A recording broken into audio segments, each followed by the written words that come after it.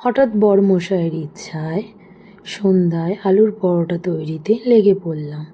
প্রথমে আলুগুলো কেটে প্রেসারে সিদ্ধ করে নিলাম আলুগুলিকে, এবং তারপর সাথে সাথে কিছুটা পরিমাণ আটা, ময়দা এবং ময়দার মধ্যে জোয়ান ঘি নিয়ে মিশ্রণটিকে মিশিয়ে নিলাম।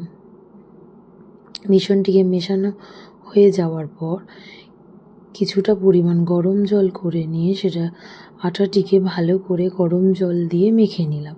মেখে নেওয়ার পর আটাটি রেস্ট টাইমে রেখে দিতে হবে 10 থেকে 15 মিনিট। পর আলুর পুরটা তৈরি করার জন্য টমেটো কুচি, ধনেপাতা, ক্যাপসিকাম এবং কাঁচা লঙ্কা কুচিয়ে নিলাম। তারপর কড়াইতে কিছুটা পরিমাণ সাদা তেল দিয়ে কাঁচা লঙ্কা, টমেটো, ক্যাপসিকাম, ধনেপাতা কুচিগুলো দিয়ে তেলে নুন দিয়ে কিছুটা পরিমাণ ভালো করে ভেজে নিলাম। ভেজে নেওয়ার পর তার মধ্যে সিদ্ধ করে রাখা আলুটা দিয়ে দিলাম। দিয়ে দেওয়ার পর সবজির সাথে আলুটি মিশিয়ে নিলাম।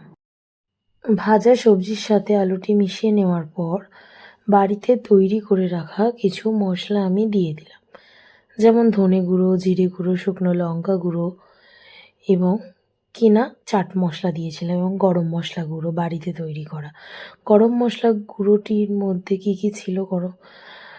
ছোটো এলাচ, ডালচিনি, লবঙ্গ, জায়ফল, জয়িত্রী গুঁড়িয়ে নিয়ে আলুটির মধ্যে গরম মশলাটা দিয়ে দিলাম। দিয়ে দেওয়ার পর আটাটি লেচি কেটে প্রত্যেকটি লেচির মধ্যে আলুর পুর ভরে নিলাম।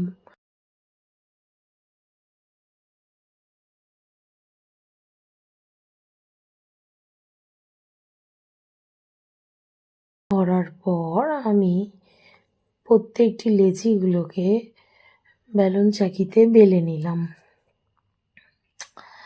বেলে নেওয়ার পর তারপর শুকনো কড়াইতে দিয়ে ভালো করে সেঁকে নিয়ে তারপর আমি ঘি দিয়ে এপিট ওপিট করে ভেজে নিলাম। ভেজে নেওয়ার পর আমার আলুর পরোটা তৈরি হয়ে গেল।